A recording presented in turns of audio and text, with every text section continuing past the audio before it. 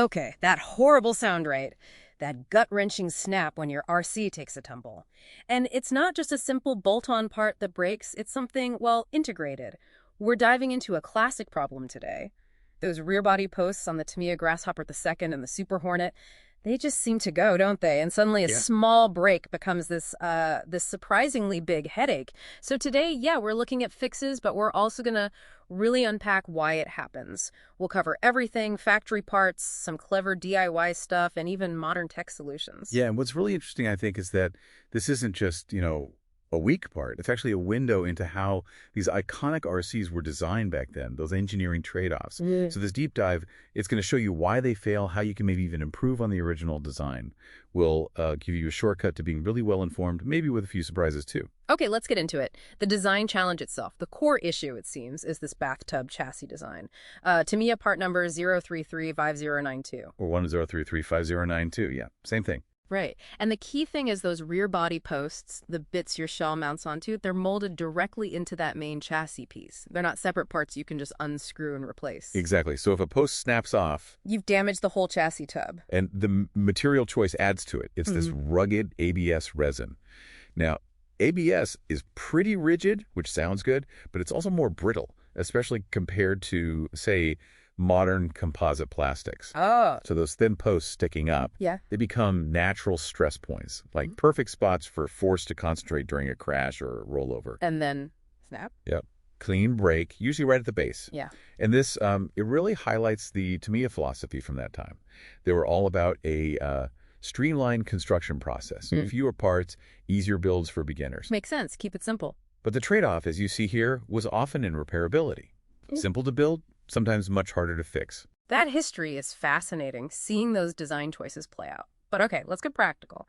Someone's listening, maybe holding a broken Grasshopper II right now. What's the first, most direct fix? Well, the most straightforward path is just replacing the whole chassis tub. The entire part, 0335092. Okay, but is that part even easy to get now? These are older models. Here's the really good news. The aha moment, kind of. That exact same chassis tub. It wasn't just used on the Grasshopper II and Super Hornet. It's also used on the more recent Rising Fighter kit. No way! So it's actually still in production, basically. Pretty much. That cross-compatibility is a lifesaver. You can find the part readily available online. Wow. And what's the damage cost-wise? Usually around, let's see, 12 to maybe 30 US dollars, depending on where you buy it. Okay, that's surprisingly reasonable. And that cross-compatibility, that's a real game changer.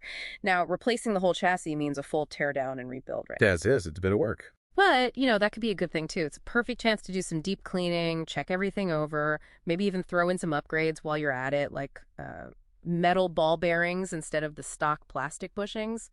Improve performance a bit? Absolutely. Turn the repair into an opportunity. Okay, so chassis swap is option one. What about folks who like to tinker, who maybe want to fix the original part? Maybe even make it stronger. Right, the craftsman's approach. Yeah. There are some really effective DIY repairs. My favorite, and probably the strongest, is what you could call pinning and sleeving. Pinning and sleeving, how does that work? Okay, so you carefully drill a small hole down into the broken post stub on the chassis, and also up into the snapped-off post piece. Then you insert a metal pin, like a sturdy paperclip section, or even better, a bit of brass rod coated in epoxy to act as an internal splint. Joining them from the inside. Exactly. Then, for extra strength, you slide a snug-fitting metal tube brass or aluminum tubing. Works great over the outside of the repair joint. Again, securing it with good epoxy or maybe even JB Weld. Creates a really, really strong reinforcement, probably stronger than it was originally. That sounds incredibly solid, almost like a mini engineering project. Are there other DIY methods? I've heard people talk about different glues and patches. Yeah, there's the composite patch idea.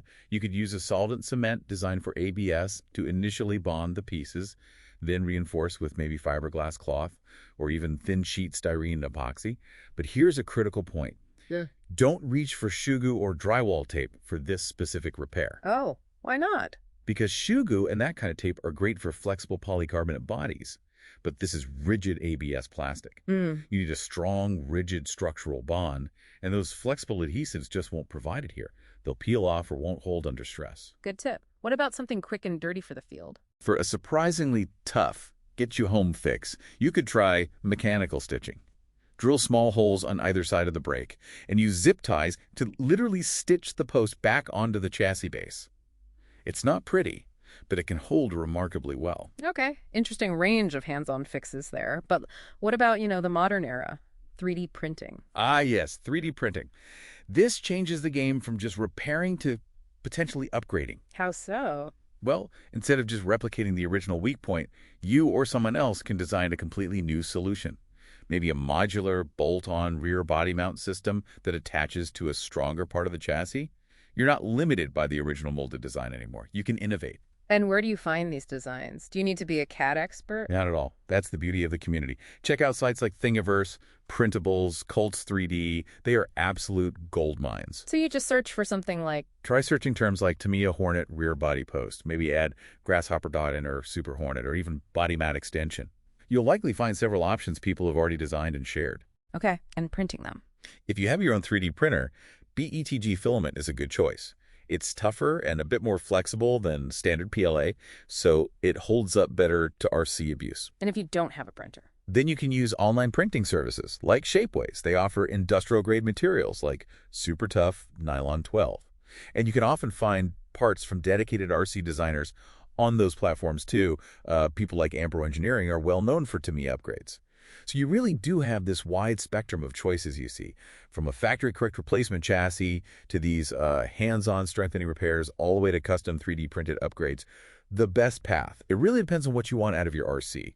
Are you a collector aiming for originality, a basher who needs it tough as nails, or a modder looking to improve the design? Yeah, it really drives home that a broken part doesn't have to be the end of the road for your favorite RC car. It's almost like an invitation, isn't it? An invitation to engage a bit more deeply with the hobby, to learn something new, make a repair, maybe even get creative and innovate, turn that frustrating snap into, well, something productive. So thinking about all these options, from simple swaps to high-tech fixes, what stands out most to you listening?